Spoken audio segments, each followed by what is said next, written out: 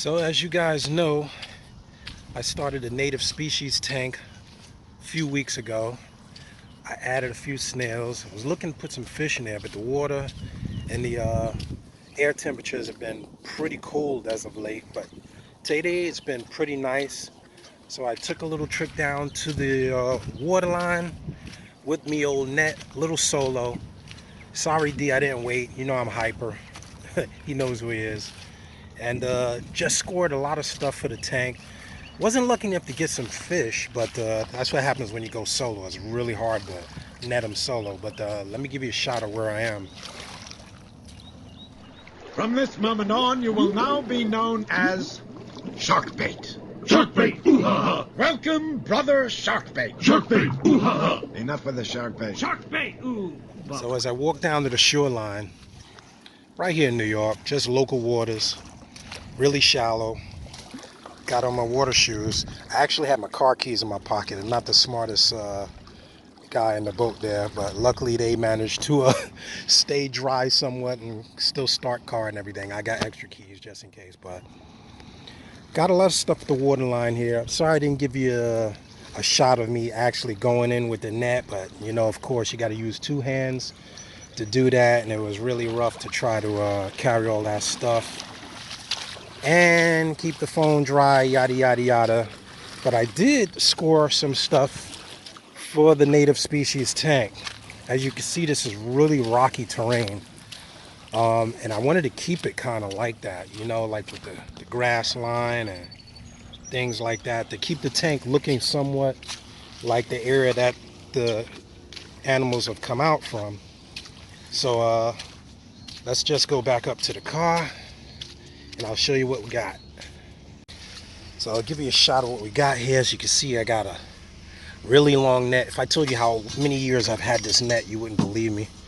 But as many people that know me from way back in the days, fish and fishing and everything have been my lifestyle for a long time. So I got me old bucket, had a net.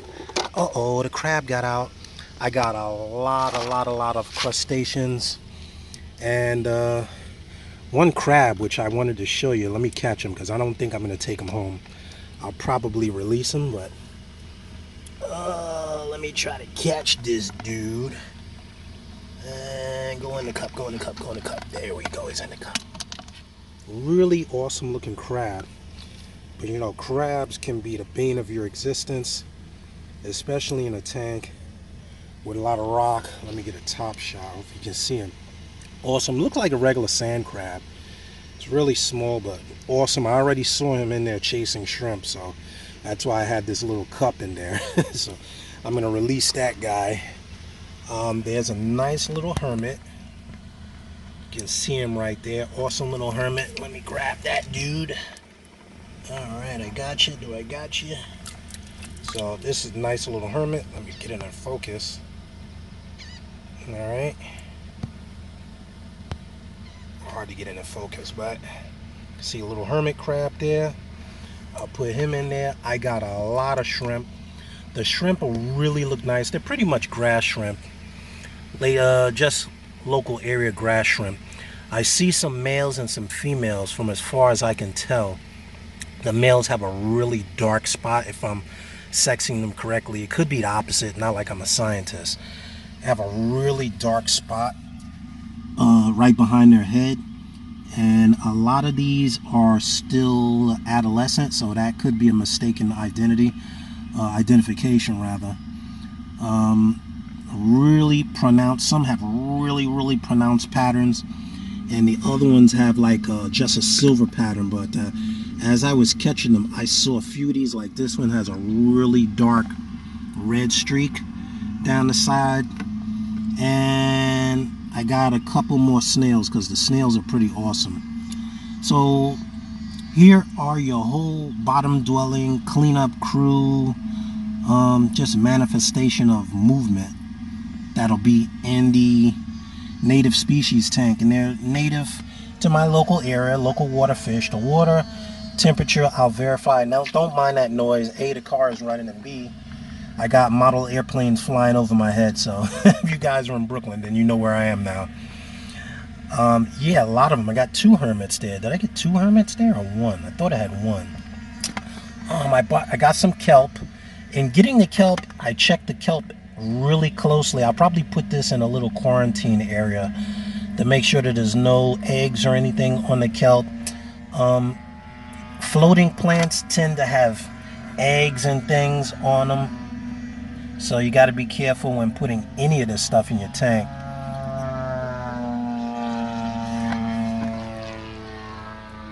There's what you're hearing there.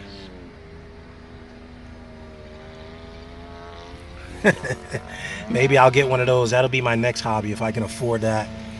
But yeah, let's get these guys home. Let's get them sorted out and see if we can get them in the tank. So everybody, we're at home. I got the first group of shrimp in my little acclimation box here. I'm going to test the water. This is the water from the beach. I'm going to test the pH, and I'm going to test it against the water in the tank. The lights are off because I want them to be pretty comfortable. I have some of the tank water here, but if I just first get my pH probe. Where did I put my pH probe? That's a good question. Oh, there it is right there. So I got my pH probe. Let me just reset that. All right. I'm going to test the tank water real quick. All right. Let's see what we got here. And I don't dose this. This is just regular salt water. And the pH is 7.82. All right. Let's test the water that the shrimp are currently in. Hopefully you can see that. All right. Let's see, 782. I doubt if it's going to be the same thing. I'd be amazed if it's the same thing. Okay, it dropped a little bit. 7.74. 7.74. Is it going to drop any more? I don't want to stress these guys out any more than I have to. All right, looks like 7.74. Okay, that's not that bad. It's only about about a hundredth off, 10th off. So I'm going to slowly drip acclimate. They're already temperature acclimating because the box is sitting in the aquarium water. My little, specimen box. Shrimp are in there. I know it's hard to see with the lights off, but I got a few in there. They're going nuts now that I've stirred the water. I'll probably stress them out quite a bit. Now, the one thing that we don't tend to think about is here are the snails from last week. They're probably coming to see what's going on. Similar snails to the ones that I caught today, so I know that they've done well in this water, set up the water conditions. But as I was saying, the one thing we do test, we can test the pH. We can't test for things that may be in the tap water because this was tap water. I didn't use RO water. This has been running for about a month and change. Metals, copper, things like that are supposedly neutralized in the tap water, but may still affect things like crustaceans, crabs, shrimp, hermits, snails, things like that. But since I know that these snails have been in here for the past few weeks and they've done okay, I'm really thinking positive. I feel that we shouldn't have any loss or die off with these guys, but I'm going to drip acclimate them real slow and get them set up to go into the tank. So let's do that. All right, well, you can see the water is completely topped off here. As you can see here, it has been running. Everybody's still chilling, swimming crazy all over the place, trying to climb up the edge of that holding container. I'm going to let them out. And yes, I am releasing the water right into the tank. Ain't that crazy and a gamble? And call me nuts. I'm releasing them right into the tank so you can see them swim on out. All right, there's the first guy. Let's see, there's another one there, and there they go. They're going down. One thing you'll notice also, I think, wow, all of them are going already. I didn't have a lot of them in there. They are cruising throughout the tank. I'm going to leave the lights on the timer so they'll cut on in about 2 hours. Give them some time to get situated. One thing is, this sand substrate is black, not like the gray stuff they're used to, so their natural color camouflages with the sand in the beach. So that's why they have the color that they have. And I see this molly already chasing one. But of course, it's way too big for him to deal with. That's also a good point. Probably have to move these guys. They'll peck with him and realize they can't deal with it. And these guys will get their little habitat hiding spots. And I'll give you a better shot when I get the tank lights on. In the meantime, let me get the rest of them out of the bucket and into the tank. Acclimated. Well, as you can see, it is going crazy in there. There is movement everywhere. I think I got a little too carried away with shrimp, baby. There are shrimp at every level of the tank. Some of them actually look very different than others. I did notice 3 specific different species. Like this one here is no front pincers. It's kind of flat-headed in the front. And then there's one over there on the rock with a very black colored tail, almost looks like a lobster. This one looks like it may be buried, carrying eggs. And it's very interesting to see how these guys adapt, if they adapt. Hopefully they do adapt. There's another one with the black tail.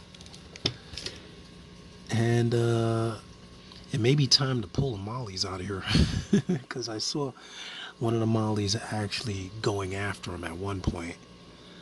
I don't see him now. They may have tied him up and got him. See, that one is really dark right there.